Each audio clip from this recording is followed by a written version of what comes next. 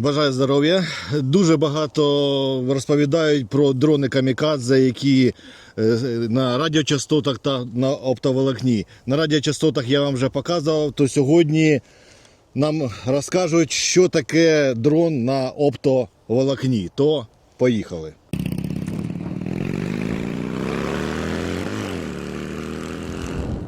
А сьогодні я в гостях в окремій президентській бригаді і зі мною оператор БПЛА Крава. Бажаю здоров'я. То сьогодні саме він нам розповість про дрон на оптоволокні. Спочатку, Крава, скажи, як ти взагалі потрапив до ЗСУ, до президентської бригади? 2022 рік все почалось, я пішов добровольцем, але був ще занадто молодий, мені 5 разів відмовили, а потім я все ж таки попав в президентську бригаду і з першого дня тут служу. Добре. А ти відразу пілотом чи ні? Ні, я ще 1,5 роки протитанкістом служив. Які там завдання були? Ну, контролювання периметру, знищення техніки, догляд за протитанковими комплексами і, в принципі, як і піхота. А що позивний Крава? А від прізвища скорочено. Від прізвища. Добре. Скажи, як часто ви вилітаєте на бойові саме цими дронами? Оптоволокно застосовується кожен день, але загалом все залежить від ситуації, від характеру цілі і від того, які дії приймає противник. Ми їх можемо використовувати на засідки, ми можемо використовувати їх на знищення бліндажів, на досягання дуже трудних ділянків, де звичайні FPV не можуть впоратися із-за радіогоризонту або репа. Тоді оптоволокно використовується. Кожен день десь по 10 вилітів. А які боєприпаси більше всього застосовуються? Загалом, оскільки оптоволокно найкраще працює на техніку, ми використовуємо кумулі. Але є і осколочно-фугасні, і навіть якщо потрібно буде, то і зажигалку приціпимо. Ти пам'ятаєш свою саму першу ціль? На оптоволокні? Да. Да. Що це було? Бліндаж. А зараз уже ось на минулому виїзді, наприклад, ми стволку знищили і танк був. І танк знищив. А скільки потрібно саме таких дронів, щоб повністю знищити танк? Ну, якщо без прикрашення дійсності, то я думаю під 10. 10. Це якщо у нас не буде боєукладки, якщо не спрацює, то потрібно буде. Тому що це ж не просто танк, вони ж зараз повністю обвішані всім, і потрібно спочатку активну броню, а потім вже добратися до самого танка. Це я так грубо. Добре, то давай розкажеш нам, з чого состоїть саме дрон на оптоволокні. Людям цікаво. Давай візьмемо його в руки. Да. Так, це у нас 8-дюймова FPV, оптоволокно. Що ми бачимо? Сам дрон. Це у нас площадка для фіксації БК, в залежності від потреби. Це у нас вуса на ініціацію. Як це працює? Коли ми летимо, ми подаємо живлення на ці вуса. Якщо вони замкнуться, тобто атак від якогось удару, дрон зразу здетонує. Ось сам дрон. Це у нас катушка, оптоволокно. Вони бувають різні. Є 20 км, 15, 10, 25, в залежності від того, які виготовили. В даному моменті у нас це 15 км. І знизу йде батареї. У нас їх тут 2, тому що вага дрона тяжка, йому потрібно більше живлення. В принципі, це всі компоненти, які приймають участь в розумінні того, що таке оптоволокно. А скажи, наскільки по часу вистачає батарейок? Я особисто залітав на 21 кілометр, а по часу це приблизно десь 17 хвилин польоту. А максимальна корисна підйомна вага, яка у нього? Якщо взяти оптимальну робочу вагу, то я думаю, 700 кг. Кіло 700. Це скільки тротилу, або як? В чому це стандартний кумуль, якщо можна так сказати. В самому тротильному снаряді не знаю, як правильно об'яснити.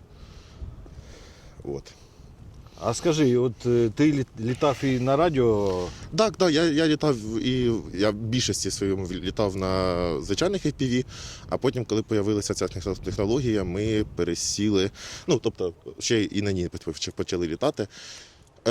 Сам дрон, звісно, не такий, як радіо FPV, він вимагає певних навиків, які потрібні від пілота і від команди споряджання, але застосування самого дрона зараз найбільш актуальне і більш коефіцієнт корисної дії вище навіть, ніж в FPV, тому що не піддається репам.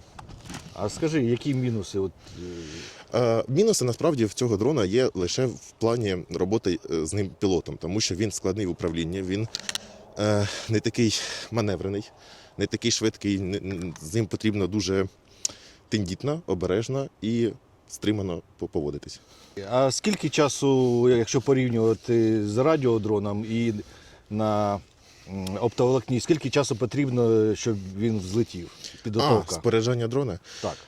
Взагалі, споряджання звичайної FPV займає 1-2 хвилини, але споряджання цього дрона, оскільки більше компонентів і вони більш складніше фіксуються, загалом 5-7 хвилин.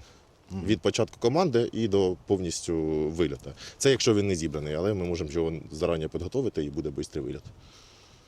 Тобто ви, коли на позицію виїжджаєте, у вас є декілька зібраних? Ми коли виїжджаємо на позицію, у нас є певна кількість дронів, ми достаємо і готуємо, знаєте, там кумуль, уламок, фугас, щоб під ці сценарії бути готовими зарані. Крава, розкажи, дуже багато тактик по засідок. От і підари використовують. Це все в відкритих істочниках все є, бо будуть казати, що ви таємницю розкриваєте. А є якісь в тебе там особливі такі моменти, коли ви у засідці? Насправді, зараз оптика використовується на засідку активно, що у нас, що у ворога. Коефіцієнт високої дії корисний, але знаєте, є всякі фрагменти. Наприклад, у нас хлопців украли дрон. Вони посадили в засідку, а прийшли ворог і забрав його, тому що не видно, якщо ззаді до нього підійти. Особисто ми зняли вже, без засідок, я вже не пам'ятаю, скільки саме. Плюси цього всього, тому що постійна картинка, завжди є відеозв'язок. Він в управлінні легкий, тому його можна везде посадити. Навіть на кришу якусь або якусь будівлю. Це не проблема, тому що завжди стабільний зв'язок. І очікування дрона може бути дуже довгим, тому що він... Скільки по часу може? Взагалі, якщо погодні умови дозволяють, то дрон може постояти і 2 дні. Потрібен ще час, щоб він потім ще взлетів? Там хоча б хвилин 5-10 у нього було? Насправді ні, він швидко злітає. Як тільки він може просидіти в засідки декілька годин, але якщо ви тільки захотіли злетіти, він злетить через секунду. А скажи, це сидить оператор і постійно виводиться. Сутки дивиться отак в монітор? Все правильно, виводиться. Детектора ніякого немає, що воно Ні. пропікало. Так теж можна очі зламати. І виводиться розрахунок, виводиться відео на екран і просто почергуємо, щоб завжди був контакт з камерою, щоб ми бачили, що відбувається. Хочу подякувати краю та окремій президентській бригаді за те, що дали можливість розповісти саме вам, що це таке FPV-дрон, бо це всі дивляться тільки по ураженням. Ми взлітати не будемо, тому що катушка, вона одноразова, да? Так. То, якщо ти хоч на 2 метри взлетів, то все, і треба когось летіти. То ми не будемо просто показувати, використовувати коштовні речі просто так, щоб політати. То ми покажемо зараз ще, як саме Крава твої ураження ворога.